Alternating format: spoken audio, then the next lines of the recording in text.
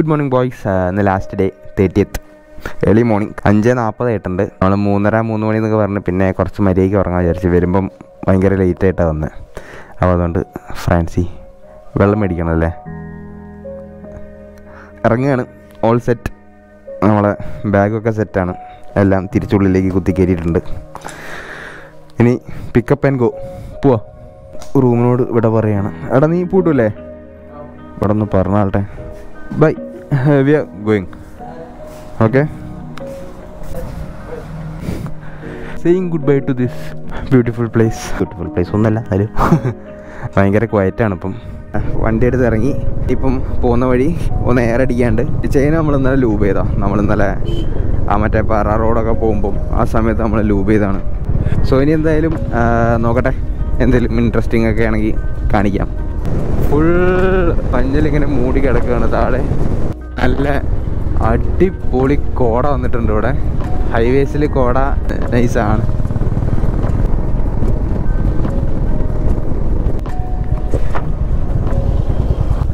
Work കിടക്കണ്ടാവും അല്ലേ.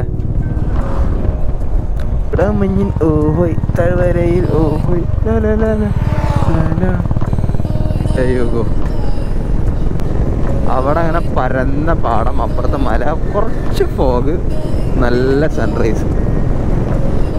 ഈ മരത്തിൻ്റെ ഉള്ളിൽ കൂടെ നമ്മളിങ്ങനെ സ്ട്രെയിറ്റ് റോഡ്, ഒരു മൈൽഡ് തണുപ്പ്, വളരെ ശാന്തത. ഉറങ്ങാനിത് മാത്രം മതി.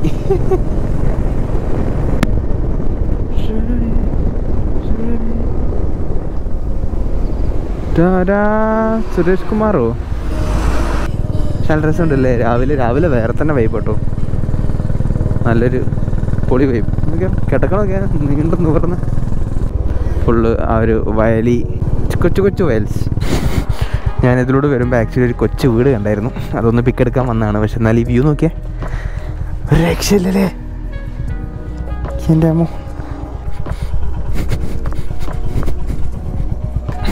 ഞാൻ കാണിച്ച വീടുണ്ടല്ലോ, അതെ ഇതാണ് സംഭവം.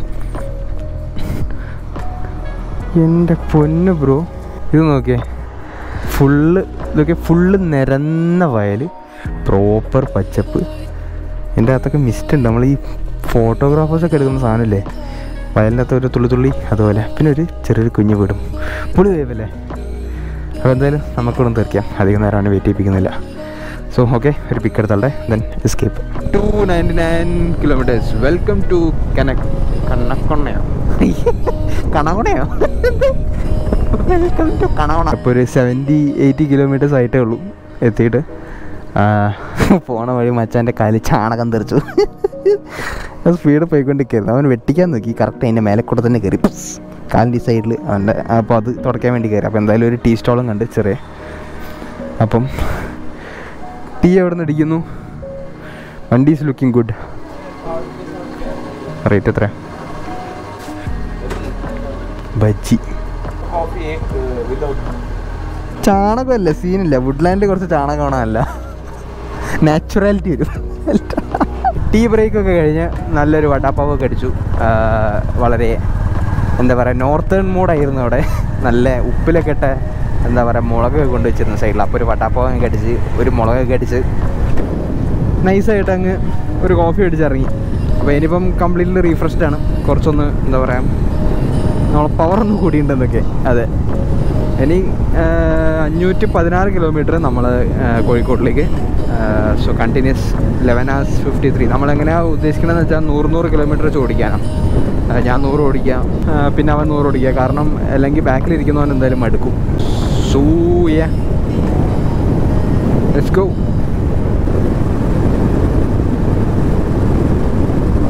So we are officially out of Goa, I guess, mostly. ഇനി full highway, complete highway, proper pure highway. But നല്ല വ്യൂകളുള്ള ഹൈവേ. ഞാൻ പറഞ്ഞത് കുറച്ച് വ്യൂ ഉള്ള ഹൈവേ ഉണ്ടെന്ന്. ആ ഹൈവേസാണ് ഇനി വരാൻ പോകുന്നത്. ആ സൈഡിലൂടെ ആരെയും അങ്ങോട്ട് കയറ്റി വിടുന്നില്ല. അപ്പം ഈ സൈഡിലൂടെ കയറ്റി വിടുന്നത്. എന്താണെന്ന് അറിയില്ല, ഇവിടെ മണ്ണിടിച്ചിൽ എന്തോ ഉണ്ടായിട്ടുണ്ടെന്ന് തോന്നുന്നുണ്ടോ. ഈ സൈഡിൽ മൊത്തം കല്ല് വന്ന് വീണിട്ടുണ്ട്. It is risky. ക്ലൗഡി ആണല്ലോ. ഹോലേഗാഡ് ടോൾ പ്ലാസ. സോ ഇതിപ്പം രണ്ടാമത്തെ ടോൾ പ്ലാസയാണ്. നമ്മൾ 100 കിലോമീറ്റർ വെച്ച് മാറി. 200 കിലോമീറ്റേഴ്സ് ഡൺ.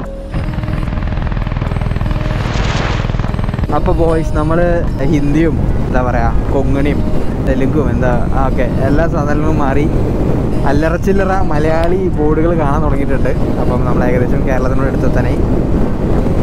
കുറേ കേൾവണ്ടി കാണുന്നുണ്ട്. എൻ്റെ അമ്മോ കേൾവണ്ടി കാണുമ്പോൾ എന്ത് മനസ്സുഖം അറിയോ. നമ്മൾ ബിഫോർ ഒരു 50 or 40 കിലോമീറ്റേഴ്സ് കാസർഗോഡ് നമ്മളത് കുഴിമന്തി റെസ്റ്റോറൻറ്റ് എന്നൊരു സ്ഥലം കണ്ട്. അപ്പോൾ അവിടെ കയറി ഒരു ചിക്കൻ കുഴിമന്തി അടിച്ചു. ഇനിയിപ്പം നേരെ ഡയറക്റ്റ് കോഴിക്കോട്. അതിന് മുന്നേ നമ്മൾ ബേക്കൽ ഫോർട്ടിൽ നിർത്തണമെന്നുണ്ട്, പക്ഷേ ഉറപ്പില്ല. ചിലപ്പോൾ നിർത്തും, ചിലപ്പോൾ നിർത്തണം എന്നാണ് മാക്സിമം നോക്കാം. നമ്മൾ കേരളത്തിൻ്റെ അടുത്തെത്തി. കേരളം കയറി എന്നറിയണമെങ്കിൽ റോഡ് മാത്രം നോക്കിയാൽ മതി. എൻ്റെ പൊന്നു ബ്രോ, ഗോവയിലാണ് വരുന്ന ഹൈവേ ഒക്കെ എന്ത് ഹാരമായിരുന്നു എന്നറിയും.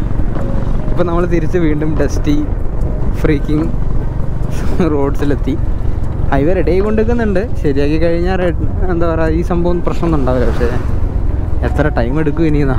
കുറേ എല്ലാ സ്ഥലത്തും ഇത് തന്നെയല്ലേ അവസ്ഥ. നമ്മളിപ്പോൾ എവിടെയാ? കണ്ണൂരെത്തിയില്ലേ? നോക്കി നോക്കാം.